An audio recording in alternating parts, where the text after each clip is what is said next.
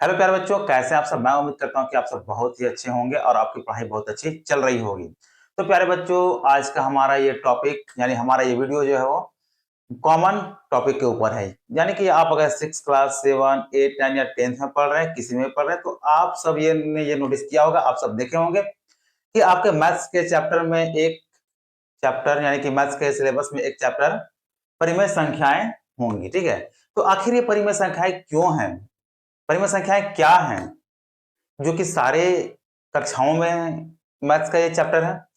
Class 6 में भी आपका परिमेय संख्या आ जाएगा, 7 में भी है, 8 में भी है, 9th में भी है और 10th में भी आप पढ़ेंगे क्या परिमेय संख्याएं। परिमेय संख्याएं प्यारे बच्चों काफी इंपॉर्टेंट टॉपिक है और इससे आपके एग्जाम में प्रश्न पूछे ही जाते हैं। देखिए, हालांकि इसे जानने के बाद ये काफी इजी है और चूंकि देखिए इंपॉर्टेंट टॉपिक है, तभी तो इसे हर कक्षाओं में रखा गया है। तो अब आपको भी जानना जरूरी है कि परिमेय संख्या क्या होती है। ठीक है, परिमेय संख्याओं के क्या-क्या मतलब गुण होते हैं और इसके अंतर्गत हमें क्या पढ़ना होता है। ठीक है, आप कई बार ये प्रश्न देखे होंगे कि 1/2 और 3/5 के बीच में 4 परिमेय संख्या निकालें, 10 परिमेय संख्या निकालें। ऐसे प्रश्न आप देखे होंगे, अगर नहीं देखे हैं तो आप अपने क्लास से पीछे क्लास में जाएंगे तो बिल्कुल ही देखेंगे, क्योंकि दो परिमेय संख्याओं के बीच में अनंत परिमेय संख्याएं होती है। ठीक है, तो परिमेय संख्या काफी इंपॉर्टेंट टॉपिक है, तो इसे पढ़ना काफी जरूरी है। अगर आप 9th का एग्जाम देना चाहते हैं, 10th का दे रहे हैं, 8 का, 7 का, 6 का, तो आपको जान लेना ये काफी जरूरी है। ठीक है, तो चलिए हम लोग परिमेय संख्याओं के बारे में शुरू से अंत तक इसके सारे पॉइंट्स को अच्छे से देखेंगे और समझेंगे। तो परिमेय संख्याओं को जानने से पहले हमें जानना होता है क्या, प्राकृत संख्याएं। अब कई सारे बच्चों को प्राकृत संख्याएं ही नहीं पता होंगी, तो फिर आगे वो क्या कर पाएंगे, मतलब परिमेय संख्या को कैसे समझेंगे। नेक्स्ट हमारा जो दूसरा टॉपिक है, दूसरा वो क्या आ जाएगा, मतलब दूसरा पॉइंट हमारा आ जाएगा पूर्ण संख्याएं। ठीक है, और तीसरा आ जाता है हमारा पूर्णांक। तो प्यारे बच्चों, परिमेय संख्याओं के अंदर हमें 3 टॉपिक पढ़ने हैं। पहला प्राकृत संख्या मतलब पॉइंट्स है। पहला प्राकृत संख्या क्या होती है ये पढ़ना है, दूसरा आ जाता है पूर्ण संख्या और तीसरा पूर्णांक। आखिर ये क्या है। ठीक है, क्योंकि अगर आप इसे समझेंगे तभी तो परिमेय संख्याओं को समझ पाएंगे। ठीक है, प्राकृत संख्याओं की अगर हम लोग बात करें तो आप जानते होंगे गिनती की संख्या, गिनती हमारी कहां से स्टार्ट होती है, 1 से, और जो कि कहां तक जाती है। चलिए, मेरे आंसर बताने के पहले तक आप बताएंगे कि हमारी गिनती कहां से स्टार्ट होती है और कहां तक जाती है। चलिए, आपको इसका आंसर कमेंट कर दिए हैं, तो अब मैं आप लोगों को बताता हूं कि गिनती की संख्या हमारी 1 से स्टार्ट तो जरूर होती है, मतलब 1 से शुरू तो जरूर होती है, लेकिन इसका कोई अंत बिंदु नहीं है, ये निश्चित नहीं है कि कहां तक जाती है, ये अनंत तक चली जाती है। ठीक है, कई सारे विद्यार्थी होंगे जो 100 कमेंट किए होंगे, 100 यानी कि 1 से 100 तक गिनती होती है, लेकिन प्यारे बच्चों ऐसा नहीं होता है। 1 से शुरू तो जरूर होता है, लेकिन वो अनंत तक चली जाती है। ठीक है, यानी कि प्राकृत संख्याएं हम लोग किसे बोलते हैं, तो प्राकृत संख्याएं गिनती की संख्याओं को बोलते हैं, जैसे 1 2 3 4 आगे डॉट डॉट अनंत तक हमें भी नहीं पता कहां तक है। ठीक है, तो इसे हम लोग क्या बोलते हैं, प्राकृत संख्याएं। आप अगर इसका परिभाषा लिखना चाहें तो आप लिख सकते हैं कि गिनती की संख्याओं को प्राकृत संख्या कहते हैं। नेक्स्ट हमारा टॉपिक आ जाता है पूर्ण संख्याएं, कि पूर्ण संख्याएं क्या है। तो प्यारे बच्चों, पूर्ण संख्याएं कोई अलग संख्याएं नहीं है, आखिर होंगी तो ये गिनती की संख्याओं में, चूंकि संख्याएं जो है यही है। ठीक है, तो अगर प्राकृत संख्याओं की बात करें या पूर्ण संख्याओं की बात करें या पूर्णांक की बात करें, ठीक है, संख्याएं तो इसी में आएंगी, लेकिन पूर्ण संख्या किसे कहते हैं, कुछ तो अलग होगा। तो प्यारे बच्चों जरूर अलग है। पूर्ण संख्या बोलते हैं कि अगर गिनती की संख्या में हम लोग जीरो को शामिल कर लें तो क्या हो जाएगा, पूर्ण संख्या। अब जीरो को हम लोग को कहां शामिल करना है, तो आप सभी को पता होगा कि जीरो जो है वो प्राकृत संख्या जो सबसे छोटी एक है उससे भी छोटी क्या है, जीरो। तो हम लोग पूर्ण संख्या किसको कहते हैं, जीरो से शुरू होकर के अगर गिनती की संख्याओं में मिला दें तो ये क्या हो गया, ये पूर्ण संख्याएं हो जाएंगी। ठीक है, इसे हम लोग क्या बोलेंगे, पूर्ण संख्याएं। अब हम लोग को जानना है पूर्णांक के बारे में। ठीक है, तो पूर्णांक से पहले एक हमारा आता है धनात्मक संख्या और एक आता है ऋणात्मक संख्या। ठीक है, तो धनात्मक संख्याएं क्या होती है, ऋणात्मक संख्याएं क्या होती है, चलिए इस पे भी बात करते हैं। तो धनात्मक संख्याएं हमारी जो होती है जिनके पहले प्लस का साइन होता है। ठीक है, जैसे 1, 4, 8, 10 ये हमारी क्या हो गई, धनात्मक की संख्याएं हो गई। इसी तरह से अगर ऋणात्मक की संख्याओं की बात करते हैं, तो ऋणात्मक की संख्या क्या होती है, जिनके पहले ऋणात्मक साइन लगा होता है, मतलब ऋणात्मक चिन्ह होता है। -1, -5, -8 डॉट डॉट डॉट, मतलब ये क्या हो गई, धनात्मक संख्या, और ये क्या हो जाएंगी, ऋणात्मक संख्याएं। तो उम्मीद है कि आप सब प्राकृत संख्याएं, पूर्ण संख्याएं और धनात्मक एवं ऋणात्मक संख्याओं को समझ गए होंगे। तब अब आपके लिए पूर्णांक काफी इजी हो जाता है, ठीक है। पूर्णांक कहते किसको है, अगर इसकी परिभाषा की बात करें तो हम लोग ये कहते हैं कि ऋणात्मक संख्याएं और पूर्ण संख्याओं के समूह को क्या कहा जाता है, तो पूर्णांक कहा जाता है, ठीक है। आप लोग एक बार और अच्छे से समझ लेंगे कि धनात्मक संख्याएं मतलब कि धनात्मक संख्या में ये आ जाएंगे आपकी पूर्ण संख्याएं, ठीक है। तो पूर्ण संख्याएं और ऋणात्मक संख्याओं के समूह को हम लोग क्या कहते हैं, पूर्णांक कहते हैं। जैसे कि अगर हम लोग बात करते हैं पूर्णांक की, ठीक है, तो पूर्णांक में हमारा इधर जो डॉट डॉट अनंत संख्या आएंगी, जैसे -3, -2, ठीक है, -1, उसके बाद 0, फिर 1, 2, 3, ये डॉट डॉट डॉट चलते जाएंगे, ठीक है। तो ये क्या हो जाएंगी, पूर्णांक। अब यहाँ पे देख सकते हैं कि यहाँ से यहाँ तक क्या है, ये ऋणात्मक की संख्या, ठीक है। और पूर्ण संख्या चूंकि 0 से स्टार्ट हुई, तो यहाँ से यहाँ तक हम लोग क्या कह सकते हैं, पूर्ण संख्या, यानी पूर्ण संख्या ही है, ठीक है।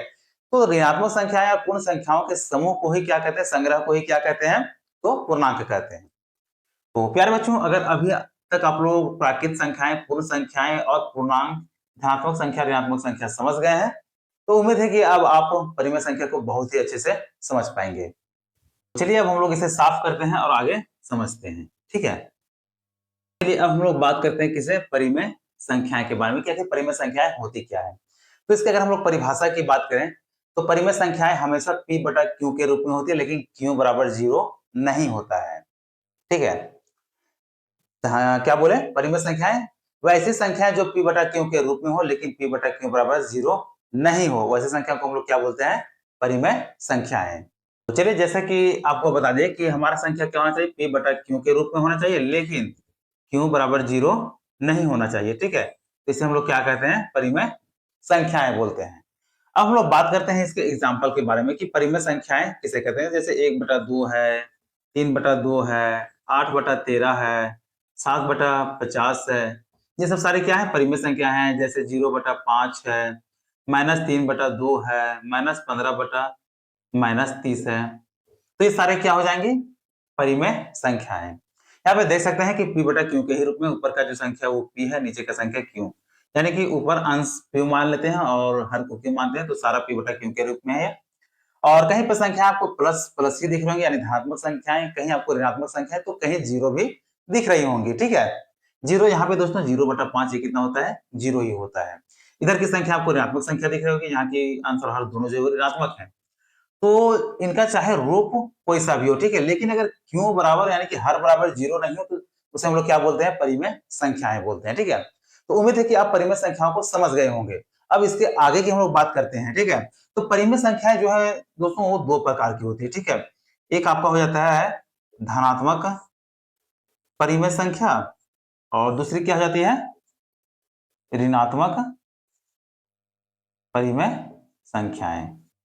देखिए परिमेय संख्याओं को भी हम लोग 2 पार्ट में डिवाइड करते हैं, ठीक है। एक धनात्मक परिमेय संख्या, एक ऋणात्मक परिमेय संख्या है। धनात्मक परिमेय संख्याओं की बात करें तो p बटा q के रूप में, चूंकि ये परिमेय संख्या तो होगा ही, यानी दोनों परिमेय संख्या p बटा q के ही रूप में होगा, ठीक है। लेकिन धनात्मक परिमेय संख्याओं को हम लोग कैसे पहचानेंगे, तो अंश और हर यानी p और q दोनों में समान चिन्ह लगा होगा, यानी कि अगर माइनस है तो दोनों में माइनस होगा, प्लस है तो दोनों में प्लस होगा, ठीक है। ऐसा नहीं कि एक माइनस और एक प्लस होगा। तो चलिए हम लोग आगे समझते हैं, जैसे धनात्मक परिमेय संख्या की बात करते हैं, ठीक है। तो 1/2 -5/-7 -50/-130, ठीक है, 8/15 ये सब आ जाएंगे, ठीक है। जैसे यहाँ पे देख सकते हैं कि यहाँ अगर प्लस का साइन है तो यहाँ भी प्लस का साइन है, मतलब दोनों सेम है। यहाँ अगर माइनस है तो यहाँ भी माइनस है, यहाँ माइनस तो यहाँ माइनस, यहाँ प्लस तो यहाँ प्लस, मतलब ये क्या हो जाएंगे, धनात्मक परिमेय संख्याएं, ठीक है। नेक्स्ट हमारा टॉपिक आ जाता है ऋणात्मक परिमेय संख्याएं, ठीक है। तो ऋणात्मक परिमेय संख्याएं किसको कहते हैं, फिर हम आपको बता देना चाहता हूं कि अगर आप लोग इसका परिभाषा लिखना चाहें तो लिख सकते हैं, अन्यथा अगर आप समझ जाते हैं तो बहुत ही अच्छी बात है, ठीक है। ऋणात्मक परिमेय संख्याएं बोलते हैं परिमेय संख्याएं p बटा q के रूप में होंगी ही, लेकिन p और q दोनों का अलग अलग साइन हो, ठीक है, अलग अलग चिन्ह हो, यानी कि दोनों के अलग अलग गणितीय चिन्ह हो, तो उसे हम लोग क्या बोलते हैं, वो ऋणात्मक परिमेय संख्याओं में है। जैसे कि इसका अगर हम लोग एग्जाम्पल उदाहरण की बात करें तो 3 बटा -5 है, -13/8 है, 7 बटा -25 है। तो यहाँ पे देख सकते हैं कि यहाँ पे अगर प्लस है तो नीचे माइनस है, ऊपर अगर माइनस है तो नीचे प्लस है, ऊपर प्लस है तो नीचे माइनस है, मतलब कि दोनों अंश और हर का जो गणितीय चिन्ह है प्लस माइनस ये अलग है, ठीक है। दोनों में अगर सेम रहता है, या तो प्लस प्लस है तो माइनस माइनस, तो उसे हम लोग क्या बोलते हैं, धनात्मक परिमेय संख्या।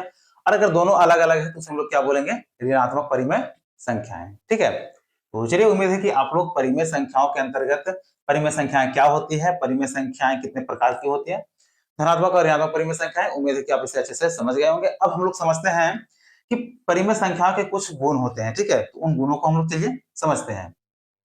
तो चलिए हम लोग परिमेय संख्याओं के अंदर परिमेय संख्याओं के कुछ गुण को समझते हैं, ठीक है, कि परिमेय संख्याओं के क्या क्या गुण होते हैं। तो आपको पहले ही बताएं कि एक धनात्मक परिमेय संख्या और एक ऋणात्मक परिमेय संख्या होती है, ठीक है। तो हमेशा क्या होता है, और एक अब हमारे पास नंबर आता है जीरो। क्या आता है, जीरो, शून्य, ठीक है। तो सबसे पहले हम लोग देखेंगे कि जो हमारी धनात्मक परिमेय संख्या, पहला धनात्मक परिमेय संख्या हमेशा क्या होती है, जीरो से बड़ी होती है।